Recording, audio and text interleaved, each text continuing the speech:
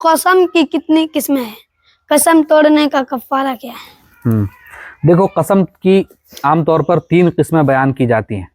Number 1 یمین لغو، بات بات پر جو تکیہ کلام ہوتا ہے نا، قسم سے قسم سے قسم سے اس طرح جو بولتے ہیں، اور عرب میں بولتے تھے واللہ باللہ تاللہ، اس کو یمین لغو کہتے ہیں۔ ایسے ہی بات بات پر قسم کھا لینا، اس میں کوئی گناہ نہیں ہے، لیکن کرنا نہیں چاہیے، کھانا نہیں چاہیے اس طرح۔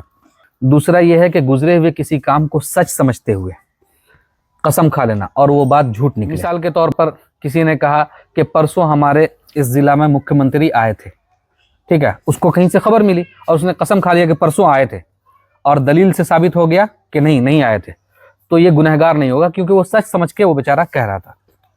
تو اس کو کہتے ہیں یمین لغو۔ اور دوسرا ہوتا ہے یمین غموس۔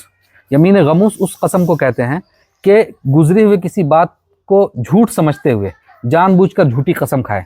مثال کے طور پر اسی مثال کو لے لو کہ یہ کہے کہ پرسوں ہمارے اس ضلع میں مکھیہ منتری آئے تھے، ٹھیک ہے، اور وہ جان رہا تھا کہ نہیں آئے تھے، اس کے باوجود قسم کھا لیا کہ آئے تھے، تو اس صورت میں وہ گنہگار ہو جائے گا، لیکن کفارہ ادا کرنا نہیں پڑے گا۔ قسم کی تیسری قسم ہے یمین منعقدہ، آئندہ کسی بات کے کرنے یا نہ کرنے پر قسم کھا لینا۔ کہ مثال کے طور پر کوئی شرابی ہے، ٹھیک ہے، اس نے قسم کھایا کہ میں کبھی شراب نہیں پیوں گا، اور 2 دن کے بعد اس نے شراب پی لی، ٹھیک ہے، تو اب اس قسم کو توڑنے کی صورت میں وہ گنہگار بھی ہوگا اور اس کو کفارہ بھی ادا کرنا ہوگا۔